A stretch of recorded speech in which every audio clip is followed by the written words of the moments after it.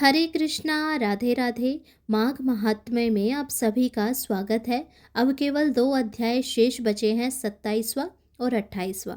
26 अध्यायों की कथाएं हमने सुन ली है। यदि आपने उन कथाओं को नहीं सुना है तो इस कथा के बाद वे भी अवश्य सुने और प्रभु की कृपा के पात्र बने। अब सुनिए आज की कथा। पिछले अध्याय में यदि आपने कथा सुनी हो तो आपको पता होगा कि प्रेत कैसे एक पथिक को रोक लेता है जो कि गंगा जल भरकर लेके आता है। अब सुनिए। प्रेत कहने लगा कि हे पथिक, मैं इस समय तुम्हारे पास जो यह गंगा जल है उसे मांगता हूँ, क्योंकि मैंने इसका बहुत महात्म्य सुना है। मैंने इस पर्वत पर गंगा जल का बड़ा अद्भुत आश्चर्य देखा है, इसीलिए यह जल मांगता हूँ। मैं प्रेत योनि में अति दुखी हूँ। एक ब्राह्मण अंधिकारी को यज्ञ कराकर ब्रह्म राक्षस हो गया। वह हमारे साथ 8 वर्ष तक रहा। उसके पुत्र ने उसकी अस्थियों को इकट्ठा करके गंगा में कनखल स्थान में गिरवा दिया। उसी समय वह राक्षसत्व त्याग कर सद्गति को प्राप्त हुआ।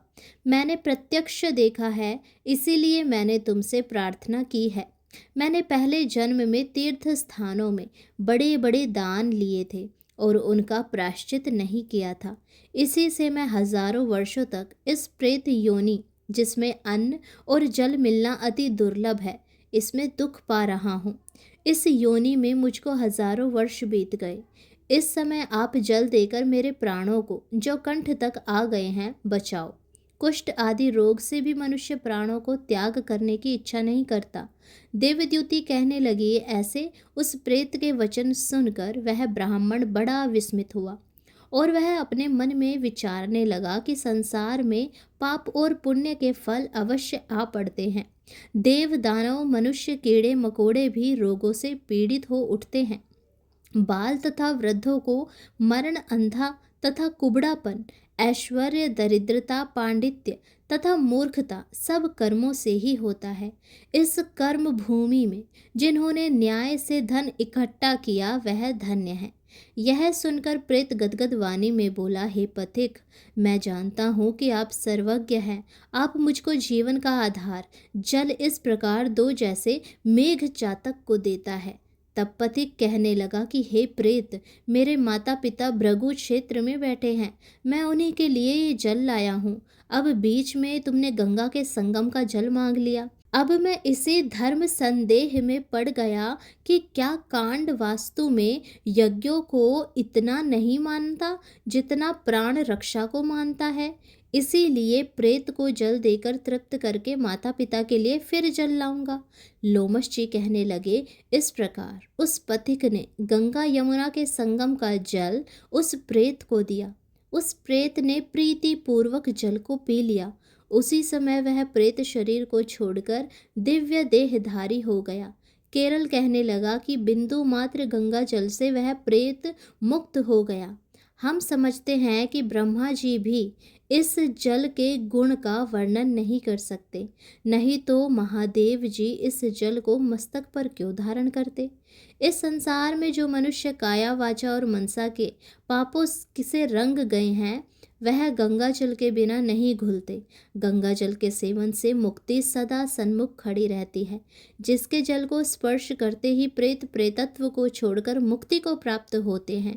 जो गंगा स्नान करता है वह वैष्णव पद को प्राप्त होता है। यदि संबंधी लोग गंगा जल से तर्पण करें तो नरक में रहने वाले पितृ लोग स्वर्ग में चले जाते हैं और स्वर्ग में रहते हुए ब्रह्मत्व को प्राप्त होते हैं। गंगा जल के समान और कोई मुक्ति का साधन नहीं है। वह प्रेत वहां से चला गया और 1 मास में जब माघ मास आया तो उसने सुने हुए प्रयाग महात्म्य के अनुसार गंगा यमुना के संगम पर स्नान करके पिशाच शरीर को धारण कर भक्ति पूर्वक नारायण की स्तुति करता हुआ वह द्रविड़ देश का राजा गंधर्वों से सेवित उत्तम विमान पर बैठकर इंद्रपुरी को गया। सो हे द्विज, यह इतिहास पापों का जल्द ही नाश करता है।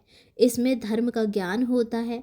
यह पुण्य, यश तथा कीर्ति को बढ़ाने वाला है, ज्ञान तथा मोक्ष को देने वाला है। तुम भी सद्गति पाने के लिए प्रयाग चलो। वहाँ पर हम ऐसा स्नान करें जो देवताओं को दुर्लभ होता है। वहाँ पर श्राप से पैदा हुआ पिशाचपन सब नाश को प्राप्त हो जाएगा। इस प्रकार लोमश जी के मुख से अमृतमय मधुर कथा को सुनकर मानो अमृत पीकर सब प्रसन्न हुए और पाप रूपी समुद्र से पार हुए। उन्हीं के साथ सब लोगों ने दक्षिण दिशा को प्रस्थान किया। तो ये 27वां अध्याय यहीं पर समाप्त हुआ। अब सुनते हैं आखिरी अध्याय जो कि है 28वां अध्याय, उसकी कथा। वशिष्ठ जी कहने लगे, हे राजा दिलीप, बहुत से जन समूह अच्छोद सरोवर में स्नान करके सुखपूर्वक मोक्ष को प्राप्त हो गए। तब लोमश जी कहने लगे, संसार रूपी इस तीर्थ राजा को सब श्रद्धा पूर्वक देखो। यहाँ पर 33 करोड़ देवता आकर आनंद पूर्वक रहते हैं। यह अक्षय वट है जिनकी जड़ें पाताल तक गई हैं और मार्कंड ऋषि प्रलय के समय भगवान इसी अक्षय वट का आश्रय लेते हैं। यह शिवजी की प्रिय भगवती भगीरथी है जिसकी सिद्ध लोग सेवा करते हैं। यह गंगा स्वर्ग के हेतु पताका है। इसका जल पीकर मनुष्य मुक्त हो जाते हैं। हे मुनि, सभी प्राणी इस नदी को यमुना से मिली हुई पाते हैं। इसका संगम बड़े पुण्य से प्राप्त होता है। इसके स्नान से जन्म मृत्यु रूपी दवानल से कोई नहीं तपता, परंतु ज्ञान प्राप्त करके मुक्त हो जाता है। यहाँ पर स्नान करने से सभी प्राणी बिना ज्ञान के भी मुक्त हो जाते हैं। इसीलिए ब्रह्मा जी ने यहाँ यज्ञ करने की इच्छा की थी। इसी संगम में भगवान विष्णु ने स्त्री प्राप्ति की इच्छा से स्नान करके लक्ष्मी जी को प्राप्त किया। यहाँ पर त्रिशूलधारी शिवजी ने त्रिपर दैत्य को मारा था और प्राचीन काल में उर्वशी स्वर्ग से गिरी थी तथा स्वर्ग पाने की इच्छा से यहाँ पर ही उसके स्नान करने से नहुष कुल के राजा ययाति ने वंशधर पुत्र प्राप्त किया। यहाँ पर इंद्र ने प्राचीन काल में धन की इच्छा से स्नान किया था और माया से कुबेर के सब धन को प्राप्त किया था। प्राचीन काल में नारायण तथा नर के ने हजारों वर्ष तक प्रयाग में निराहार रहकर उत्तम धर्म किया था। यहाँ से जैगाश्व सन्यासी ने महादेव जी जैसी शक्ति वाले से विजय पाई थी तथा अणिमा आदि योग के अति दुर्लभ ऐश्वर्य प्राप्त किए थे। इसी क्षेत्र में तपस्या करके श्री भारद्वाज सप्त ऋषियों में सम्मिलित हुए। जिन्होंने भी यहाँ स्नान किया सबको स्वर्ग की प्राप्ति हुई। इसीलिए हमारे विचार से तुम त्रिवेणी में स्नान करो। इस स्नान से पहले किए हुए तुम्हारे सभी पाप नष्ट हो जाएंगे और संपूर्ण वैभवों को प्राप्त हो जाओगे। ऋषि के इस प्रकार के सत्य वचन सुनकर सब ही त्रिवेणी में स्नान करने लग गए और उसी स्नान करने से सबकी पिशाचता नष्ट हो गई। अब शाप से विमुक्त होकर उन्होंने अपना शरीर धारण कर लिया। वेद निधि ने अपनी संतान को देखकर प्रसन्नचित होकर लोमश जी को संतुष्ट किया और कहा कि आपके अनुग्रह से ही श्राप से विमुक्त हुए। अब आप इन बालकों के योग्य धर्म को कहिए। लोमश जी ने कहा कि इस युवा कुमार ने वेदों का अध्ययन समाप्त कर लिया है, इसीलिए इन कन्याओं के प्रीतिपूर्वक कर कमलों को ग्रहण करे। तब लोमश जी तथा अपने पिता की आज्ञा से इस ब्रह्मचारी ने 5 कन्याओं से विवाह किया। ये वही 5 कन्याएं हैं जो ब्राह्मण के पुत्र को देखकर मोहित हो गई थी। यदि आपने पिछली कथाओं को ध्यान से सुना हो तो आपको याद होगा, यदि नहीं तो इस कथा के बाद पिछली कथा को भी सुने और अपने जीवन में प्रभु की कृपा का आनंद ले। तो ये वही कन्या थी, उनसे उस ब्रह्मचारी का विवाह हुआ। इन कन्याओं के सब मनोरथ पूर्ण हुए। जिसके घर में लिखा हुआ यह महात्म्य पूजा जाता है, वहाँ नारायण की पूजा की जाती है। पुष्कर तीर्थ में, प्रयाग में, गंगा सागर में, देवालय में, कुरुक्षेत्र में तथा विशेष करके काशी में इसका पाठ जो भी करता है मनुष्य वो सुखी पूर्वक आनंद पूर्वक बैकुंठ को जाता है। इसलिए इसका पाठ हमें अवश्य करना चाहिए। और पुष्कर तीर्थ में ग्रहण के अवसर पर इसके पाठ का 2 गुना फल मिलता है और मरने पर वैष्णव पद को प्राप्त होता है। तो भक्तों, ये थी संपूर्ण माघ मास की कथाएं। आशा करती हूँ आपको ये कथाएं अच्छी लगी हो।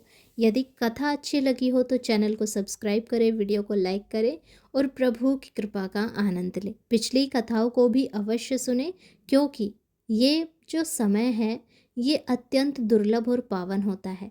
और इस समय में जब हम प्रभु का नाम ध्यान करते हैं, उनकी कथाएं सुनते हैं, तो प्रभु को बड़ा अच्छा लगता है।